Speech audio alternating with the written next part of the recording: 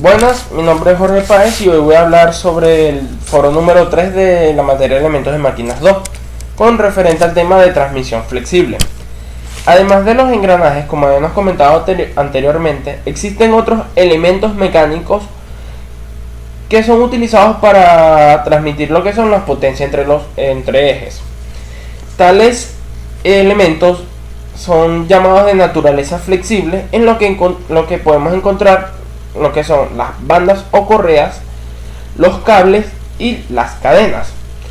Las bandas o correas son especialmente útiles cuando las distancias entre sus ejes son relativamente grandes.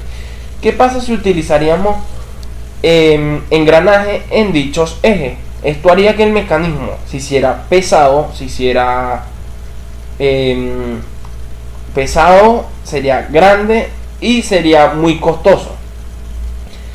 Los elementos de este mecanismo flexible lo que hace principalmente sería simplificar el diseño del mecanismo y reducir notablemente el costo.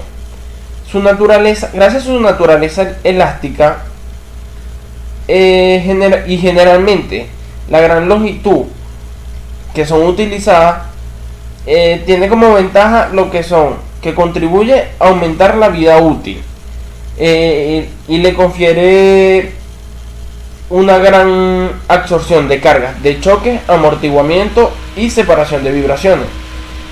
Entre los elementos flexibles encontramos lo que son las bandas planas, las bandas en B, las bandas reguladoras de sincronización. Encontramos lo que son las cadenas de rodillo y los cables metálicos. Las bandas o correas son cintas cuya sección transversal puede tener diferentes formas geométricas y tienen sus extremos unidos. Dependiendo de cómo sea la banda se fabrica por lo menos tenemos lo que son el caso de las bandas planas, que se fabrican de uretano y también de telas impregnadas en caucho. Estos son reforzadas con alambres de acero o cuerdas de nylon para resistir. También se hacen de otros materiales para resistir altas fricciones por una o por ambas caras. Son reforzadas, también que tienen que tomar en cuenta que son reforzadas para resistir unas cargas de tensión. Las bandas planas son eficientes a altas velocidades, puedes transmitir grandes potencias en grandes distancias de su centro y son silenciosas.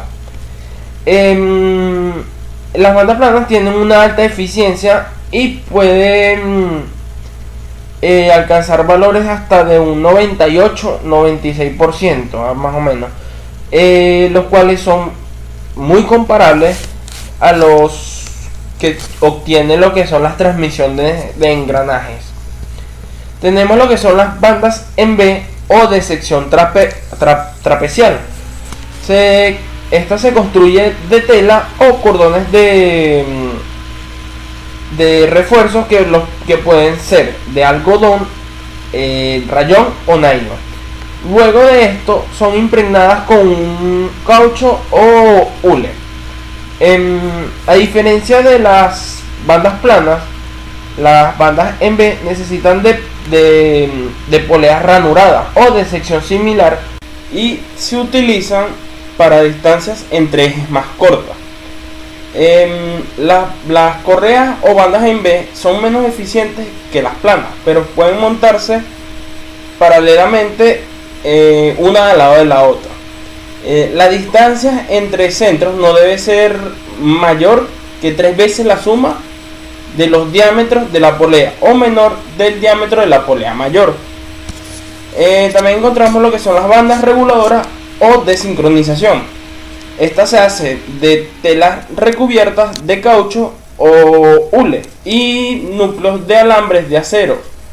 Estas por lo general tienen dientes, lo que hacen que estas bandas no no se alargan ni deslizan, y en consecuencia la potencia la transmite con una relación de velocidad angular constante.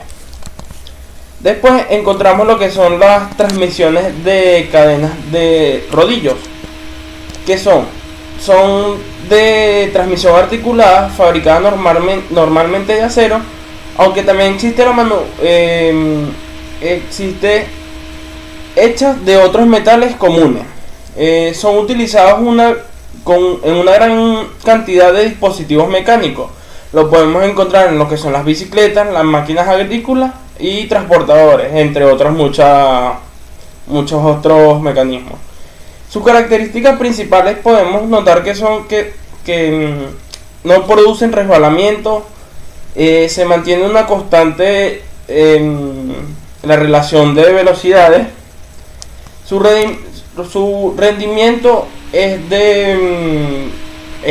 muy elevado, casi el 98%, o sea, casi el 100%. Las cargas repartidas sobre varios dientes del piñón, lo que hace es mantener o prolongar la vida útil de la cadena. Y por último tenemos lo que son los cables metálicos. Los cables metálicos se fabrican según su tipo sus tipos de torcido o de torsal. El torsal regular, que es uno de los más comunes, tiene alambres torcidos en un sentido para formar los cordones, y estos se tuercen en sentido contrario para formar el cable.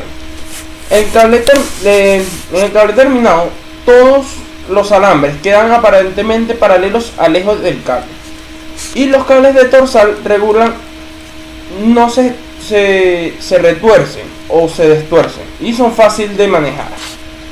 Bueno, eso es todo, y todo con referente al tema de transmisión flexible, y espero que les haya gustado. Gracias.